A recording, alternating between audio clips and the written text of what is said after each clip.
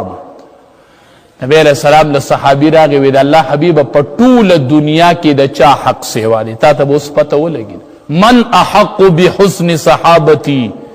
خسلک لومبې د چا سره کوم په ټوله دنیا کې نبی علیہ السلام ورته وی امک د مور سره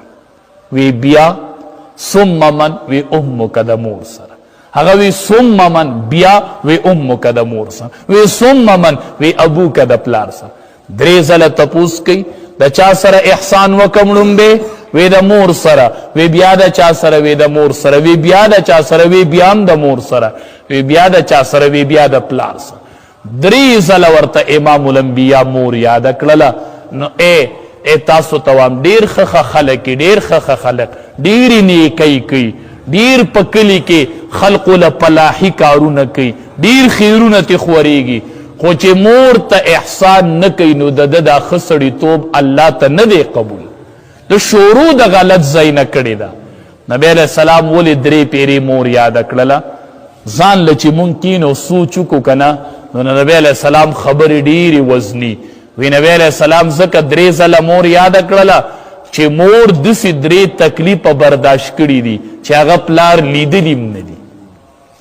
یو د حمل تکلیف دا بچی په ګېډه نه دی ګرځولی بچیا ته د مور په ګېډه نه ګرځولی ته نن د هغې مور خلاف ولاړې ته د مور ته کنزل څنګه کوې ته د دې مور خلاف څنګه کوې دویم د ولادت تکلیف د پیدایش تکلیف دا څومره تکلیفو دریم د پویو تکلیف 2.5 کاله یې پی در کړي دي ای بچیا ته د مور دغې دریو تکلیفونو ته نه ګورې په ګېډه یې ګرځولی د پیدایش تکلیف دی د پویو تکلیف دی ته نن هغې مور ته څنګه خیرې کوې زه واما کوه د دغې مور خلاف کوه څوک یې په لاس ووایي زه وایم چې مور له ګزار را پرېږدې که نه نو زما دا یوه خبره یاده ساته ورکه ګزار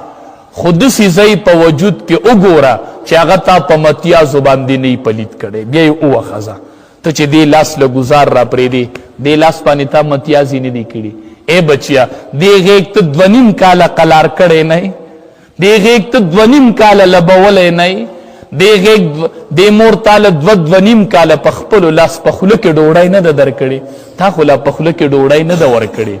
تا خو لا په کټ کې مور او پلار نه دي ساتلي په تا خو به دغه وخت راځي ځکه الله وی دا دعا کوئ رب ارحمهما کما ربیانی صغیرا دا دعا ولې کوئ ځکه کوئ